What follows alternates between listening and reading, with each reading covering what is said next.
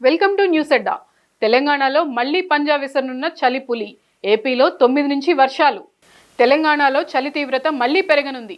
సోమవారం నుంచి వారం రోజుల పాటు రాత్రి ఉష్ణోగ్రతలు గణనీయంగా తగ్గుతాయని వాతావరణ నిపుణులు హెచ్చరించారు.